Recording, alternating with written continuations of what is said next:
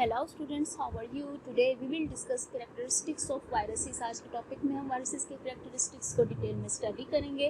Viruses are extremely small infectious agents which can only be seen under an electron microscope. अब viruses बहुत ही ज़्यादा small infectious agents हैं जो infection cause करते हैं, और ये जस्ट हम इनको इलेक्ट्रॉन माइक्रोस्कोप के अंडर ही देख सकते हैं, लाइट माइक्रोस्कोप के अंदर नहीं देख सकते। They range in size from 250 nanometre of pox viruses to the 20 nanometre of parvo viruses. अब इनकी रेंज क्या है? ये 250 नैनोमीटर क्या है पॉक्स वायरसेस से लेकर 20 नैनोमीटर ऑफ पैरवो वायरसेस हैं। They are 10 to 1000 times smaller than most bacteria. अब ये बैक्टीरिया से 10 to 1000 टाइम्स स्मॉलर हैं, so they can pass through the pores of filter. यही रीज़न है कि ये फिल्टर से पास हो जाते हैं, from which bacteria can not pass, जहाँ से बैक्टीरिया पास नहीं कर सकता। Viruses can not be grown on artificial media. इसके अलावा आप वायरसेस का कैरेक्टर ये है कि ये आर्टिफिशियल मीडिया पे ग्रो नहीं कर सकते।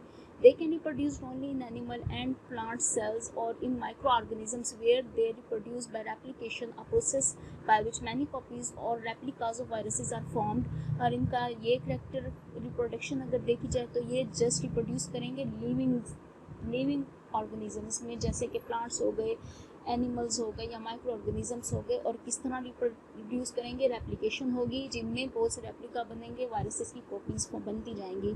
दस the viruses are obligate intracellular parasites.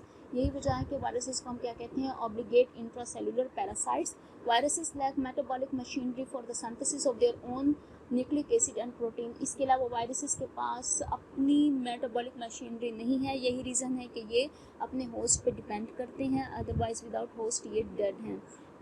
They depend on the host cell to carry out these vital functions. ये अपने फुली डिपेंड हैं होस्ट पे ताकि वो अपने वाइटल फंक्शंस परफॉर्म कर सकें। During reproduction in the host cell viruses में कोज डिजीज़।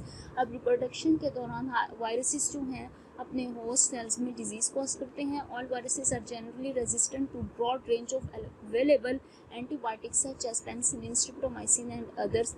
इसके अलावा जो वायरसेस हैं ये रेजिस्टेंट हैं, मीन्स कि इनके ऊपर असर नहीं होता है एंटीबायोटिक्स का, जैसे कि पेनिसिलिन, स्ट्रिप्टोमाइसिन और दूसरी वाली। नाउ स्ट्रक्चर, अब हम स्ट्रक्चर देखते हैं वायरसेस का। The complete mature and infectious particle is known as virion. अगर एक कंप्लीट मैच्योर और इन्फेक्शन कॉज करने वाले पार्टिकल की बात की जाए तो उसको हम क्या कहेंगे? ये क्या है? वायरोन।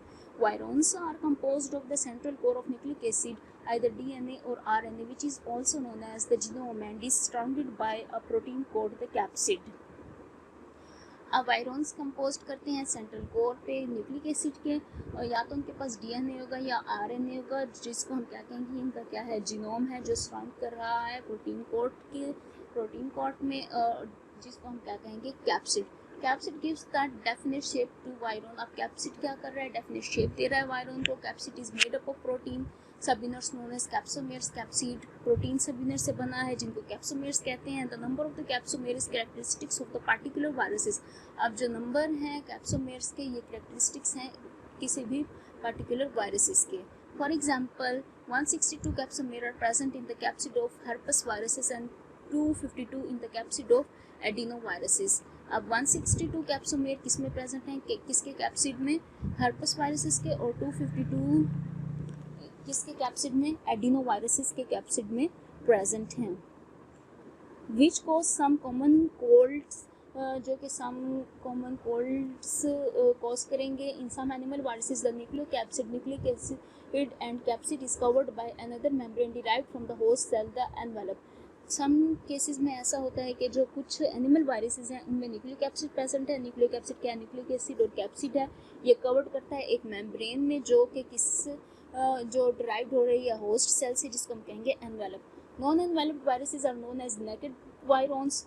जिन वायरसेस के पास एनवेलप नहीं है उनको हम क्या कहेंगे? ये क्या है? नेकेड वायरोन्स हैं। एनिमल एंड प्लांट वायरसेस में भी polyhedron having many sides, helical, spiral, envelope और कॉम्प्लेक्स। इसके अलावा जो एनिमल और प्लांट वायरसेस हैं ये पॉलीहेड्रोन हैं और इनके पास बहुत सी साइड्स हैं। Poly mean many and hadron mean sides, इनकी बहुत सी साइड्स हैं। हेलिकल भी हो सकते हैं, मीन्स स्पाइरल शेप भी हो सकते हैं, या इन्वेलप्ड भी हो सकते हैं, या फिर ये कॉम्प्लेक्स फॉर्म भी हो सकते हैं। अब आप येलो बॉक्स में देखिए, the most recently discovered 1983 and least understood microorganisms are the prions which may be infectious proteins. अब मोस्ट रिसेंटली डिस्कवर हुई ये बात 1983 में कि जो माइक्रो ऑर्गेनिजम्स हैं ये प्रियॉन्स हैं. लीस्ट अंडरस्टूड माइक्रो ऑर्गेनिजम्स क्या हैं? प्रियॉन्स. और ये क्या हैं? इन्फेक्शियस प्रोटीन्स हैं. Their nature is very controversial. They are composed of protein only that contains the information that codes for their own replication. कि ये कोड करते हैं वो प्रोटीन जिसमें इनकी अपनी ही रेप्लिकेशन हो जाती है. All other organisms contain there genetic information in the nucleic acid. इसके अलावा जितने भी ऑर्गेनिज्म हैं उनकी जो जेनेटिक इन्फॉर्मेशन है वो किस में प्रेजेंट होती है? न्यूक्लिक एसिड में, या डीएनए होगा या RNA. Prions are responsible for mad cow infection and mysterious brain infection in man. जो prions हैं ये रिस्पॉन्सिबल हैं, ये कॉज कर रही हैं मैड काउ इन्फेक्शन और ब्रेन इन्फेक्शन मैन में. This is all about my lecture. Any question? Thank you.